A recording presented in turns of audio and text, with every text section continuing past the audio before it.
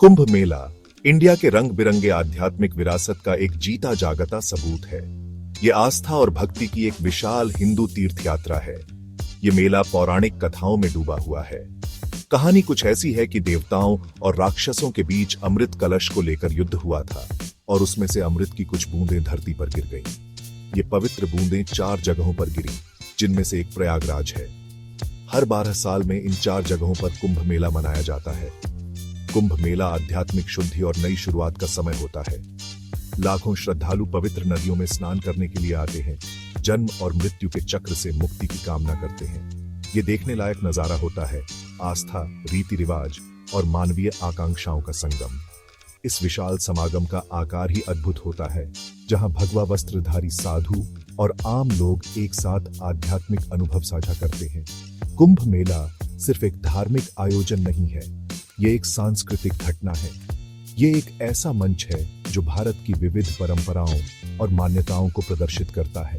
विद्वानों से लेकर घुमक्कड़ साधुओं तक ये मेला हर वर्ग के लोगों को आकर्षित करता है। ये विचारों और दृष्टिकोणों का मेल है जो एकता और साझा विरासत की भावना को बढ़ावा देता है। कुंभ मेला आधुनिक दुनिया में आस्था की स्थायी शक्ति की याद दिलाता है। ये जीवन, मृत्यु और अर्थ की अनंत खोज का उत्सव है। जैसे ही हम प्रयागराज महाकुंभ 2025 के कगार पर खड़े हैं, हवा में उत्सुकता और उत्साह है। एक और ऐतिहासिक समागम का मंच तैयार है, जहां आस्था आधुनिकता से मिलेगी और अतीत वर्तमान में सहज रूप से विलीन हो जाएगा।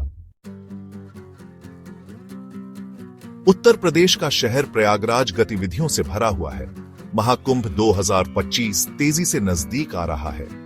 शहर दुनिया भर से लाखों तीर्थयात्रियों की मेजबानी करने के लिए कमर कस रहा है। सभी के लिए एक सुरक्षित और यादगार अनुभव सुनिश्चित करने के लिए अधिकारी कोई कसर नहीं छोड़ रहे हैं। सुरक्षा सबसे महत्वपूर्ण है। निगरानी के लिए 2700 से ज्यादा सीसीटीवी कैमरे लगाए जाएंगे।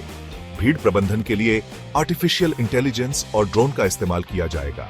आने वाले लोगों की भारी संख्या को देखते हुए ये बहुत जरूरी है।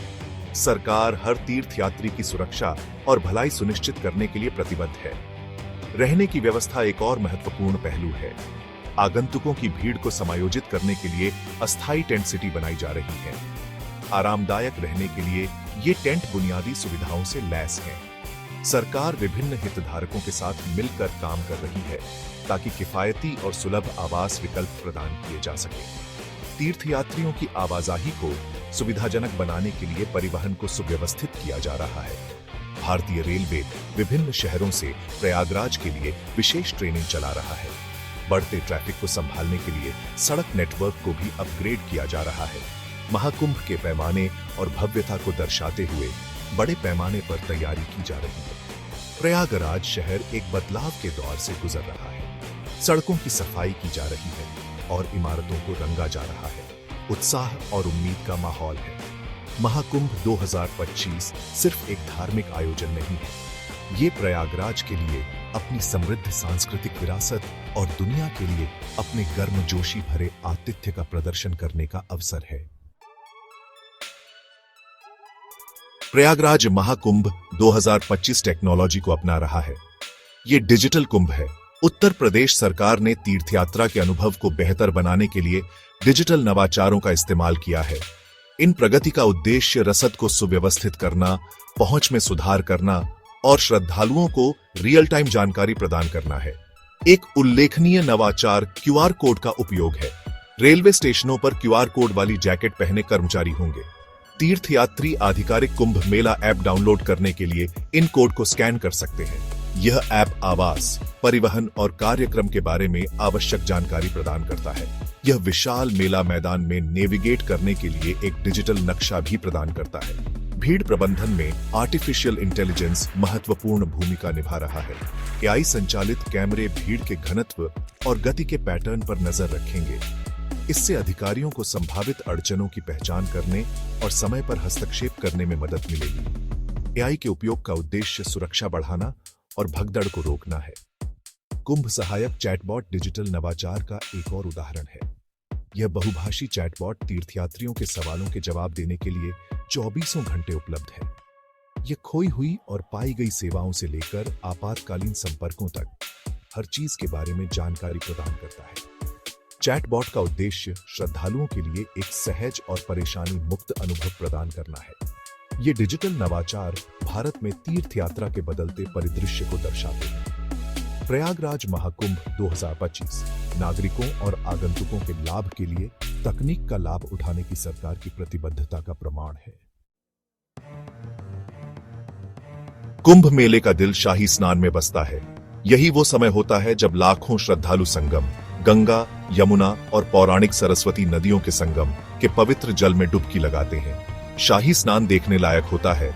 आस्था और भक्ति का एक अद्भुत नजारा। पहला शाही स्नान 14 जनवरी को मकर संक्रांति के साथ होगा। इसके बाद दूसरा शाही स्नान 29 जनवरी को मौनी अमावस्या के शुभ अवसर पर होगा। तीसरा और आखिरी शाही स्नान 3 फरवरी को बसंत पंचमी पर होगा। इनमें से प्रत्येक तिथि का बहुत धार्मिक महत्व है। शाही स्नान एक बहुत ही सोच समझकर तैयार किया गया कार्यक्रम है। इसकी शुरुआत नागा साधुओं के जुलूस से होती है, जो सांसारिक संपत्ति का त्याग करने वाले तपस्वी योद्धा होते हैं। उनके बाद विभिन्न अखाड़े या धार्मिक संप्रदाय आते हैं, जिनमें से प्रत्येक के अपने रीति रिवाज और परंपराएं होती हैं। हवा में मंत्रों और भजनों की गूंज होती है, जिससे आध्यात्मिक उत्साह का माहौल बनता है। कुंभ मेला सिर्फ शाही स्नान के बारे में नहीं है। यह आध्यात्मिक चिंतन, आत्मखोज और सांप्रदायिक सद्भाव का समय है। यह एक ऐसा अनुभव है जो आखिरी तीर्थ यात्री के जाने के बाद भी आपके साथ रहता है। जैसे ही प्रयागराज महाकुंभ 2025 पर सूरज डूबता है, यह ऐसी यादें छोड़ जाता है जिन्हें जीवन भर संजोया जाएगा।